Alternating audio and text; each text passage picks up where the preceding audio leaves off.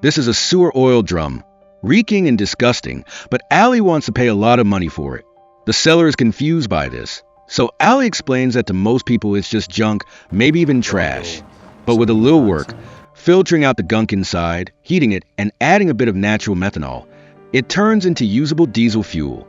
Allie isn't lying because both of his cars at home run constantly thanks to this sewer oil. But Allie, who's like this miracle worker, can only get a job as a welder, eating meals with rural laborers, and has to put up with the boss exploiting him. He works his butt off all day and only gets a measly 20 bucks. Right now, the boss has no idea that his employee used to be a top scientist. Even though Allie is super talented, he ended up in a wrecked house because his research when he was young ticked off the US government. He had to take his whole family and run, and they've moved 15 times in the past 9 years. Allie even makes his kids stay home and not go to school.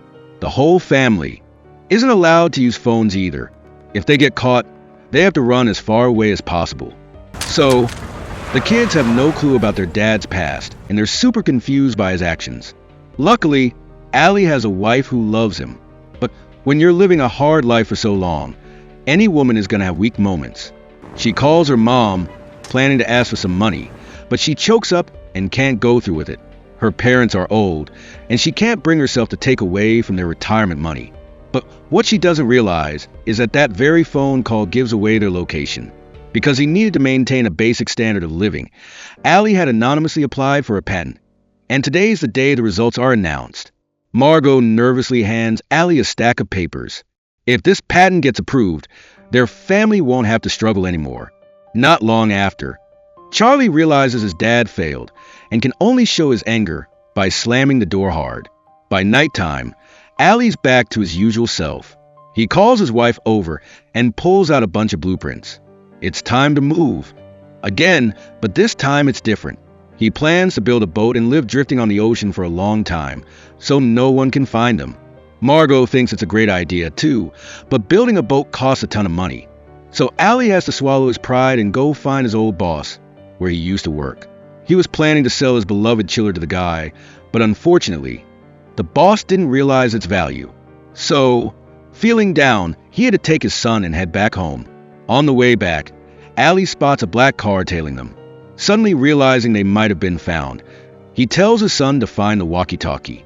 Eavesdropping, they discover a group of cops heading towards their house.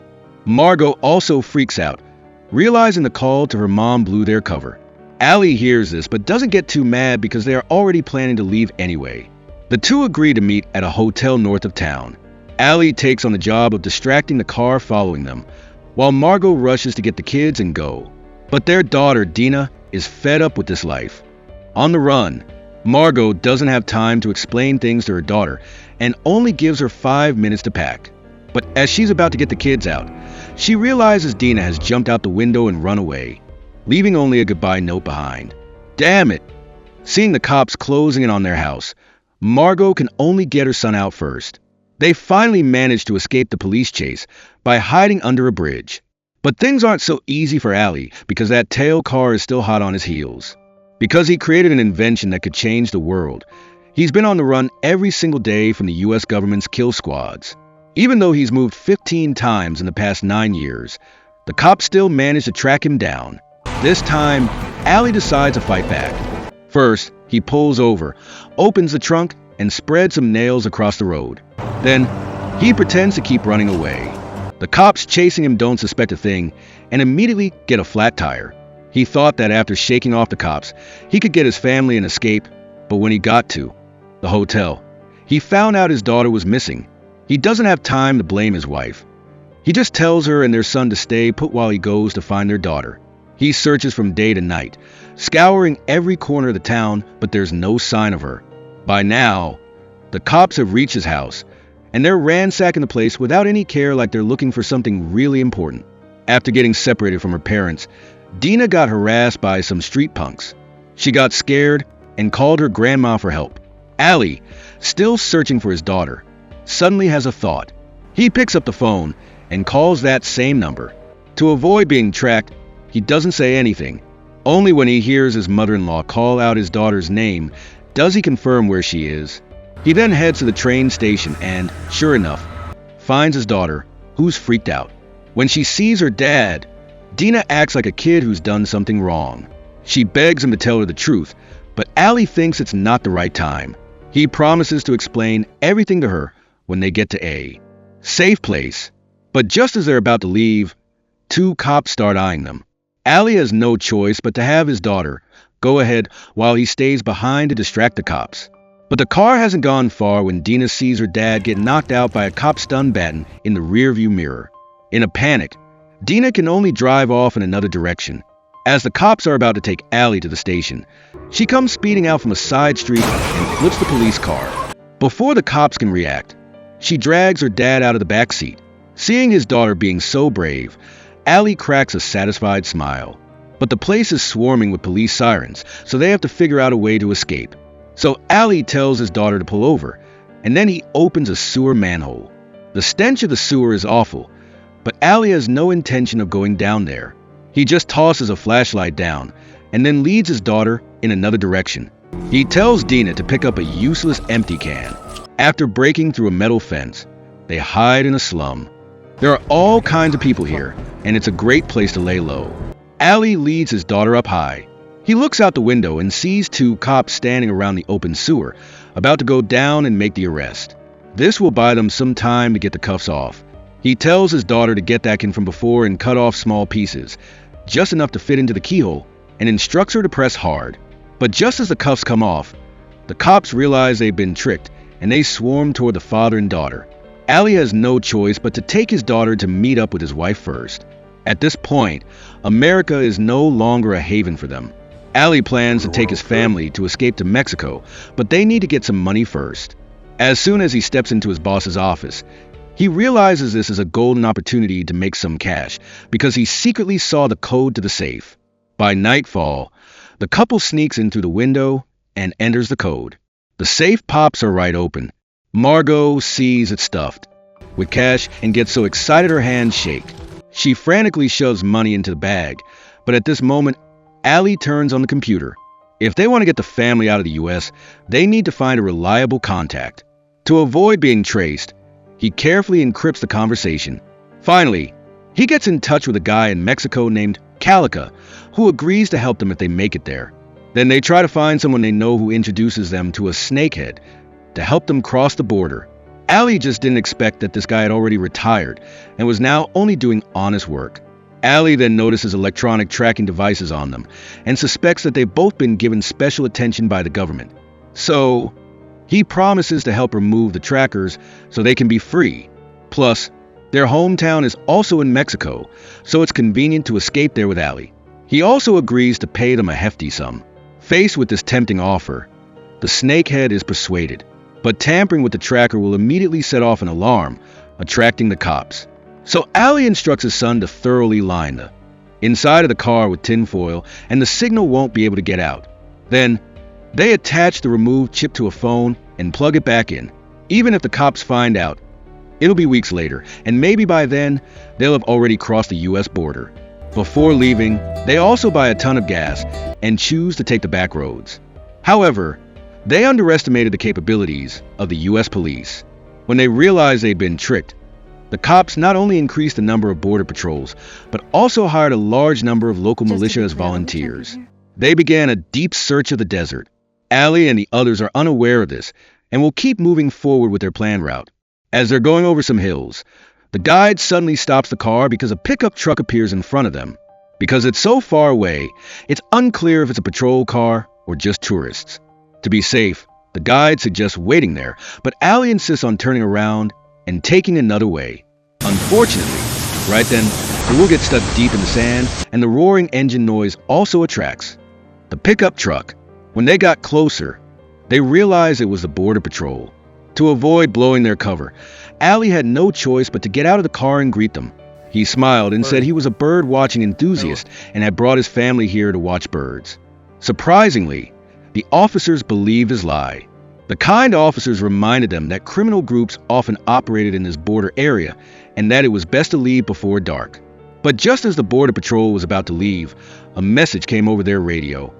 "Attention, everyone, we have people attempting to cross the border from north to south, for Caucasians accompanied by 2 guides, over." We have individuals here matching the description. Over. The Border Patrol officer suddenly realized the man in the red shirt in front of him could very well be an escaped criminal.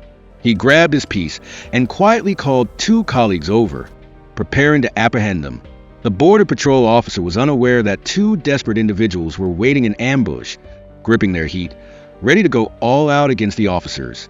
Noticing there were also 2 children and a woman in the car, the Border Patrol officer didn't want to harm innocent people, so he allowed them to raise their hands and get out of the car first.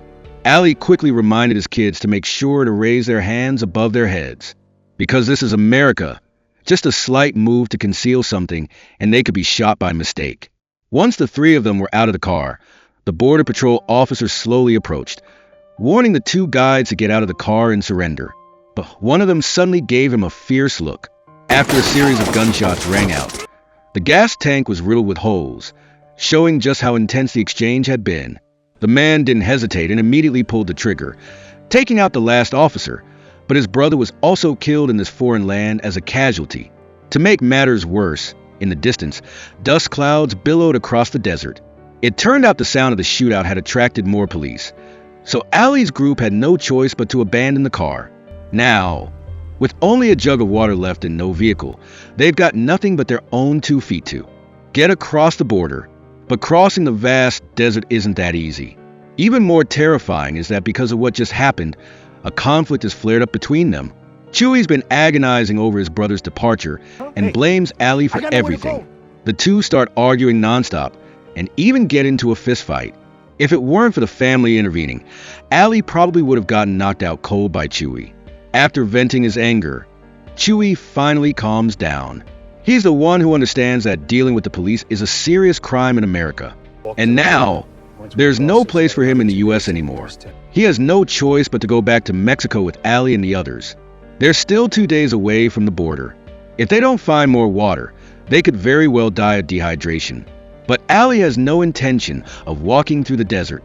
He spots a cell tower about 3 miles away, and if they can just get there, Chewie can call his friends for help. Allie is also willing to pay him extra cash. Tempted by the money, Chewie temporarily sets aside his grudge and decides to get going with everyone. But before they've even gone a mile, they encounter an armed helicopter. It seems like the Border Patrol still has no intention of letting them go. Luckily, there's an old Native American ruin nearby, so the group runs into it nonstop and narrowly escapes danger. Just as the helicopter flies away, they witness a sight they'll never forget. In the corner, there's a dried-up corpse lying there. To avoid traumatizing the kids, Allie tells Chewie to take them outside first. He approaches the corpse, examines it closely, and finds a water bottle that hasn't been fully drunk. Before passing away, people often have a habit of holding on to their most precious item, hoping it'll help them go a little further. It's just that, unfortunately, it didn't work out in the end, but this item is now useful for Allie's group. Allie pours the precious water into his water jug and then continues on the planned route. Wanting to reach a better life as quickly as possible, they choose a shortcut, but the path is littered with the bodies of people who tried to cross the border. Chewie lights a candle to show respect, but unexpectedly, this brings trouble upon himself. Hide quick! Unexpectedly. This time they've caused big trouble because not far away, a group of border crossers appears, led by 2 guides. Chewie urgently tells everyone to hide because there's an unspoken rule in this business. Anyone you encounter on the road must be eliminated to avoid exposing the smuggling operation. They barely manage to hide when the 2 guides lead the group right in front of them. That group is larger and even has children with them. But the worst part is that the man in the group also has the habit of going to the shrine to honor the deceased, just like Chewie, and this makes him notice the lit candle. He immediately realizes someone is here, so he pulls out his gun and warily looks around. Right then, Charlie suddenly feels a cold draft behind him. He turns around and sees a venomous snake flicking its tongue. Chewie quickly grabs it and throws it far away, but he also gets bitten, and the pain makes him break out in a cold sweat. However, he doesn't dare make a sound because the man with the gun is very close to them. Luckily, when he sees the venomous snake slithering closer, the man lowers his guard. He just shoots the snake and then leads the illegal immigrants onward. Margot rushes to bandage Chewie's wound. As time passes, Chewie's body gradually overcomes the venom, and he gets weaker. Allie gives him the last sip of water, but that's not enough to alleviate the symptoms. And sure enough, Chewie hasn't gone far before he passes out. In a hazy state, it seems like he's hallucinating. He reaches out his hand, slowly touching towards the sky where countless butterflies are flying before his eyes. At this moment, Allie and the others realize that those butterflies are real. Following the direction of the butterflies, not far away is the cell tower they've been desperately searching for. But from the outside, it looks like it hasn't been used in a long time. Allie grabs some pliers and struggles to open the lock, but the inside is completely dilapidated and falling apart. Seeing the situation, Allie feels his heart sink. He disconnects the wires and then connects them to his phone. The moment he turns it on, everyone is incredibly nervous. If there's no signal, it means they're doomed to die of thirst in this vast desert. Luckily, the phone connects. Chewie hurriedly grabs the phone and arranges to meet his friend at the ruins a mile away. But after making the call, Chewie collapses from exhaustion. They had no choice but to make a makeshift stretcher and drag him to the meeting point. After a while, two off-road vehicles appeared in the distance. Two huge guys got out and invited Allie's family into their car. The bald guy would stay behind to take care of the injured Chewie. By evening, they were taken to a mysterious villa, and David warmly welcomed them. But ever since they arrived, they felt like something was off. At the U.S. border, there's a mysterious villa that specializes in kidnapping and extorting illegal immigrants. On the surface, they appear incredibly welcoming, so Allie's family didn't suspect a thing. After arranging their accommodations, David secretly went to another hidden location. Chewie, who's injured, has been set up to stay there, and it turns out these two guys already knew each other. Behind them is a big-time boss lady, and she's David's sister. Chewie had fled Mexico to get away from this woman's clutches, but now he's right back in the danger zone. To save his skin, he's forced to spill the beans about Allie to David, hoping David can maybe talk to that ruthless woman on his behalf. But the one condition he sets is that Allie's family can't be harmed. Right now, Allie and her family have no idea they've been sold out. But when Margot sees the bodyguards with guns outside, she starts to feel like something's off. She gets the feeling these bodyguards are keeping an eye on them. Both Allie and her husband are getting worried, so they decide they're going to get their kids out of there first thing tomorrow morning. But the next morning, David's son secretly knocked on Charlie's door, then took the boy on a tour around the place and even took him hunting. This was all part of David's plan, because as long as he could keep their son occupied, they couldn't leave even if they wanted to. Allie, unaware of this, went to find David and thanked him for helping her family. Next, he straightforwardly said he wanted to take his family and leave that day. After David heard this, he immediately changed his attitude from the warmness of the previous night. He seriously told Allie that he couldn't leave because there was an important party that night that they were required to attend. From David's words, Allie felt a hint of a threat. For his family's safety, he temporarily backed down. After being separated from Chewie, Margot, constantly worried about his safety, took her daughter to visit him. Even though he saw them, Chewie's face showed no sign of joy. Margot even saw something scary in his eyes, the look of someone who had to accept a deal against their conscience to achieve a certain goal. It was then that Margot sensed something was wrong. She quietly told Dina to go find her brother, but just as they were about to head back to the room, they heard gunshots echo not far away. Worried about her son, Margot wanted to go find him, but was forcibly pulled back into the room by two strong men. Now, even leaving the room was off limits. The mysterious person, who is the boss behind David and Chewie, has now arrived at the mansion. What no one expected is that this older woman preys on younger people.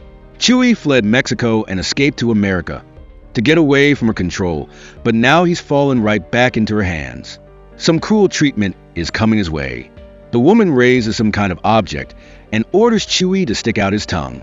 But, thinking it over, she can't bring herself to do it and just cuts a few strands of Chewie's hair as punishment. The reason she spares him is because Chewie not only obediently returned to her, but he also brought along a big present, Allie's family. In a desperate bid to get his family out of this isolated villa quickly, Allie frantically searched every nook and cranny of the room, but he couldn't find anything useful. Suddenly, he had an idea. He figured that Chewie only hated him because, during their journey through the desert, Chewie had taken good care of his wife and daughter. Maybe he didn't intend to harm his family.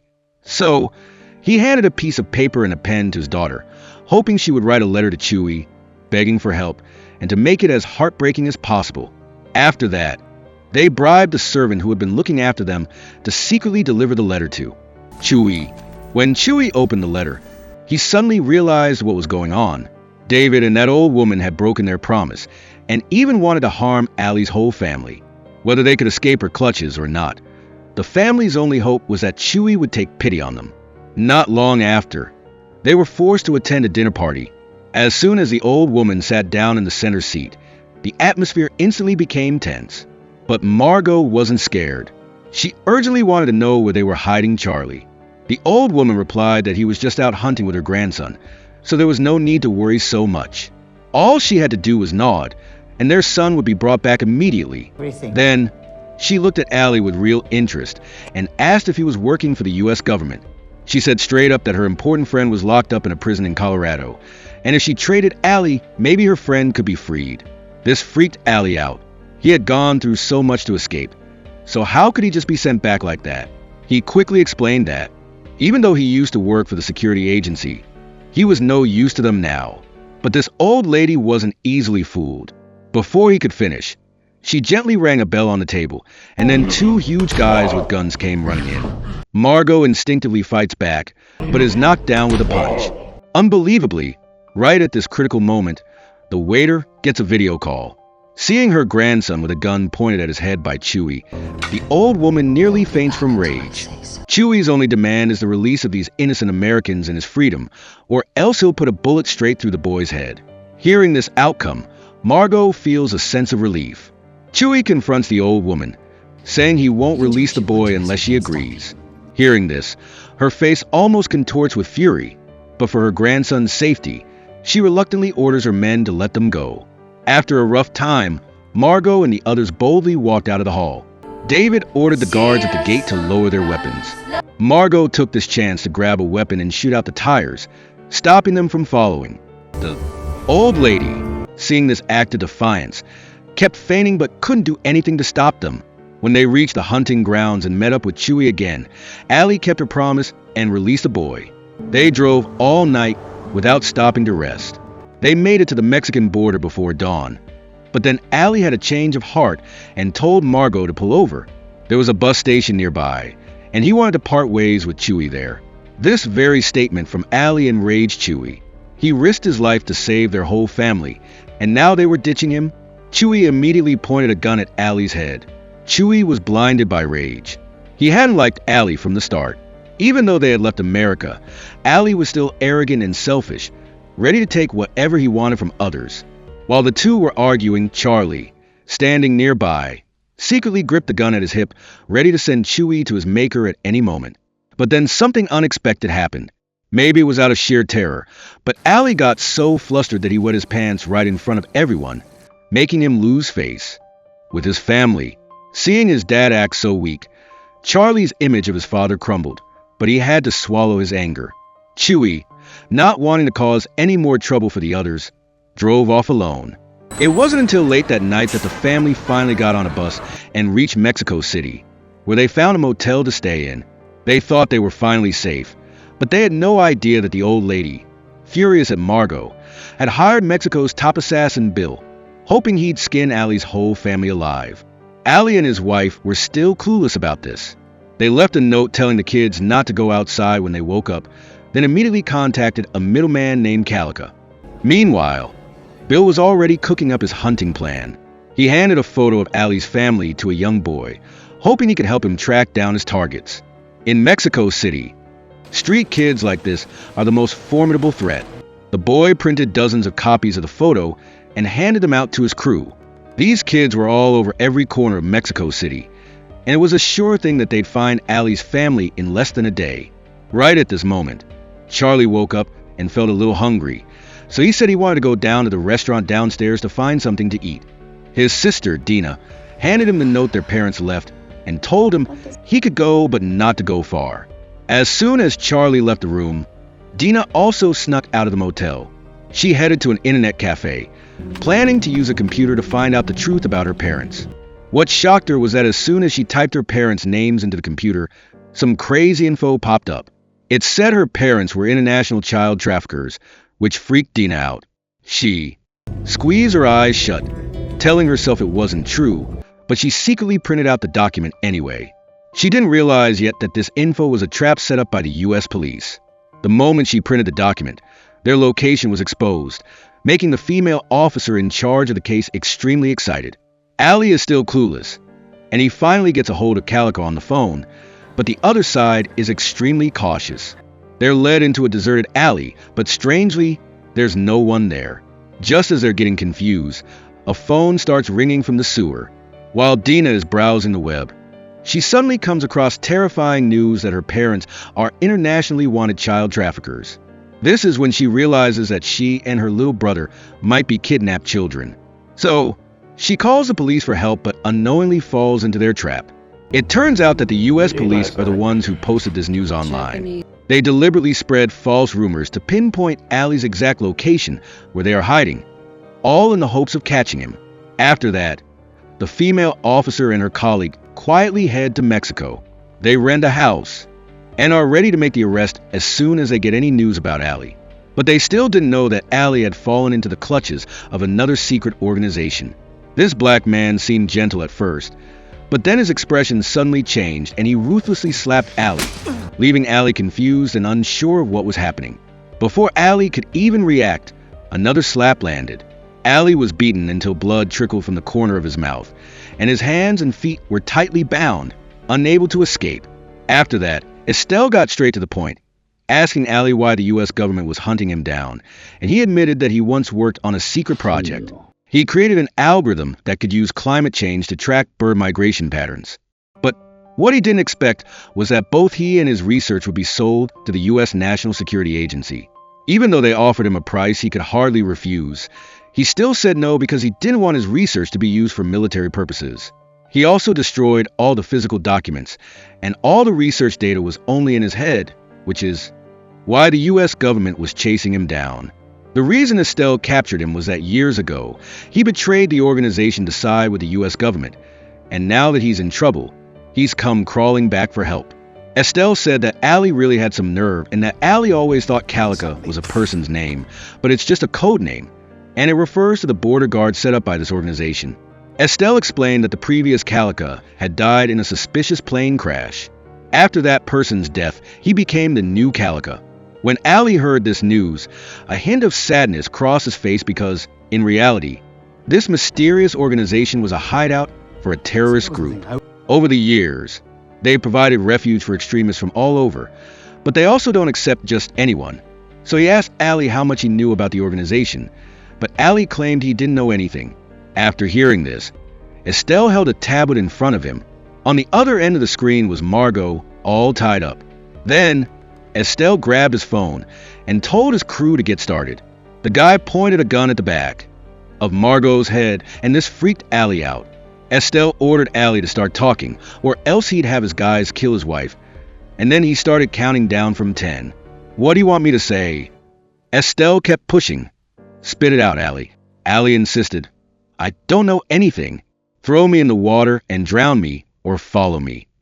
Estelle was losing his patience. "Last chance, or it's all over, Allie." "Damn it, Allie." Allie said, "Close your eyes, honey. Close them tight. I'm sorry, my love. I love you, baby. Do it. Honey, I'm so sorry." Even with the sound of cocking, Allie didn't breathe a word. But strangely, Margot wasn't hurt at all.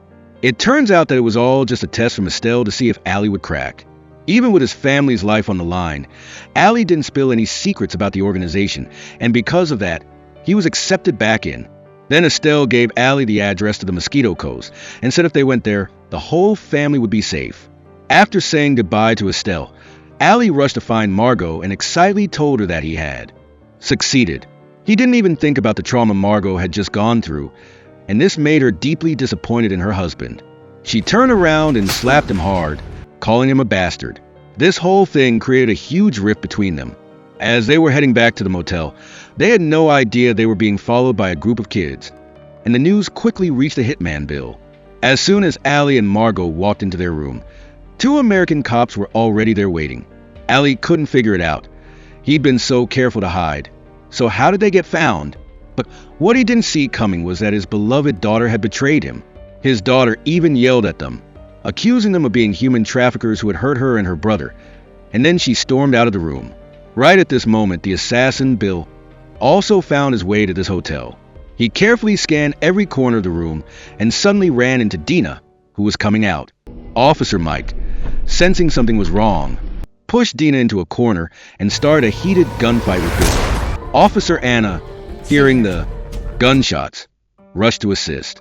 But before she could arrive, her colleague was ruthlessly sent to the grave by Bill. Dina, witnessing this horrifying scene, was scared out of her wits, just huddled in the corner, not daring to move. To protect her daughter, Allie bravely jumped in front of the girl. But strangely, Bill didn't shoot Allie because the old woman had warned him to capture Allie alive, and he suddenly realized this. He doesn't dare to shoot me. He pulled his daughter out of harm's way. As the two sides are locked in a standoff, a swarm of police cars flood the street towards a hotel. Bill hears the sirens but remains calm, while Anna feels a sense of dread. She tells Allie's group to run while she holds them off, but she doesn't expect Bill to have backup. Both are focused on each other, unaware of a kid who suddenly appears behind Anna. He pulls out a sharp fruit knife and silently creeps up on her. He stabs her in the thigh, then repeatedly plunges the knife into her, causing Anna to collapse. What's even stranger is that the arriving police don't arrest the attacker, but instead help clean up the body. It's truly shocking to realize this is a city where black and white have been flipped.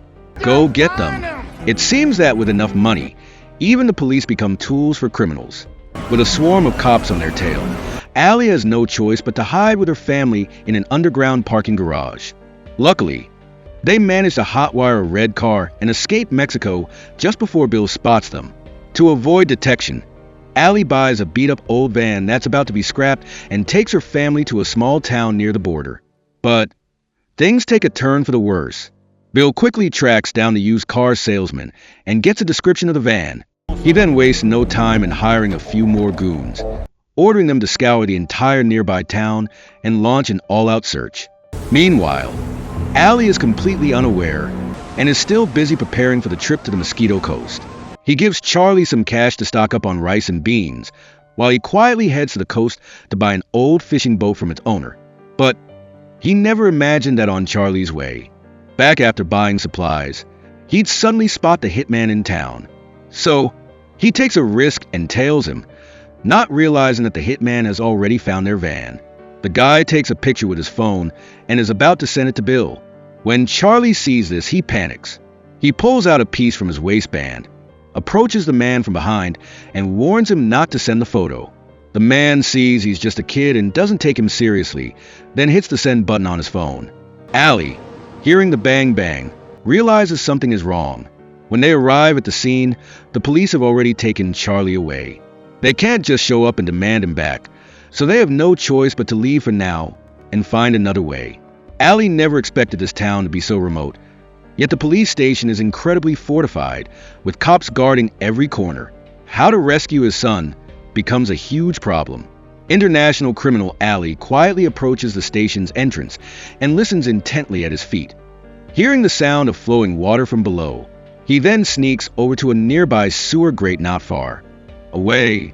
Confirming that the source of the water flow is under the police station gives him a terrifying idea. He's going to break his son out of jail. Then, he follows the water flow in the opposite direction, tracing the manhole covers along the way, and finally finds the water outlet about a kilometer away. The jailbreak plan had a reason behind Allie's risky move. Just an hour ago, his son was arrested for weapons possession. Tonight on Halloween, the police station would only have minimal guards, making it the perfect time for a rescue. Allie assigns tasks to each person, then takes the cardiac boat to the escape route he'd planned. He tells Dina to stay alert on the boat while he takes a sledgehammer and goes through the underground sewer system, following it to the underside of the police station. He hung the hammer upside down on the drain and then went back the same way. Don't underestimate this hammer. It's the key to him and his son breaking out of jail. But besides having to deal with the cops, the thing that's giving him a bigger headache is the killer Bill. Bill just got the news and immediately headed towards the town where Allie is, now less than 8 kilometers away. Finally, night falls. Allie and her daughter, Dina, put on disguises and arrive in front of the police station. Now, they have to get the only cop inside to come out. The two split up after assigning each other tasks. Allie goes to find his wife, Margot, and asks her to hit him. But Margot's blows are surprisingly powerful, as if all her pent-up frustration is unleashed. He's beaten until he's spitting blood and seeing stars, but it achieves the desired effect. He then goes to the police station, pretending to have been robbed. While the officer is questioning him, Dina outside starts causing a commotion. She jams a piece of cardboard into a gas tank and sets it on fire. Bill arrives just as he sees Allie's van. He's about to approach it for a closer look when a deafening explosion draws the attention of the officers inside. The police officer warned Allie to stay put, and then got ready to go out and check the situation. This also gave Allie enough time to save the person. He found the key to the cell door in his jacket, but the problem was that Bill, who was outside, had brought his gang to restrain the police officer and break into the station. The guy heard the sound of the door opening, so he went inside and discovered that Allie had locked the main door from the inside. He couldn't help but mock Allie for being a genius, as he was foolish enough to lock himself in the cell. He didn't know that Allie had carefully prepared to rescue his son. In no time, Allie gets his son out of the cell. "You all right? Follow me." They then head to the storage room right at the sewer opening, where the sledgehammer they prepared earlier is hanging. All they need to do is break open the sewer cover to escape. To ensure Bill doesn't catch on, Allie grabs a pile of documents from a drawer, throws them on the floor, and instructs Charlie to mess up the room in a similar way. Then he smashes the window blinds and places a towel over them, creating the illusion that they escaped through the window. Just then, Bill and his crew burst in, ordering them to shoot the lock. Right when the door opened, the father and son escaped through an underground tunnel. Allie used the drawer to perfectly cover the sewer opening, so Bill didn't notice anything unusual. Seeing the messy room and the broken window shutter, Bill genuinely believed they had escaped through the window. He had no idea that Allie and his son had boarded the Cardiac and quietly left town. The next morning, the whole family got on the fishing boat that Allie had prepared, intending to head to the Mosquito Coast. Allie had a bright smile on his face, planning to find a stable job there and start a new life with his family. But Margot's face was full of worry because she knew very well that even though they were lucky to escape this time, as long as she followed Allie, she and the children would never have a peaceful life.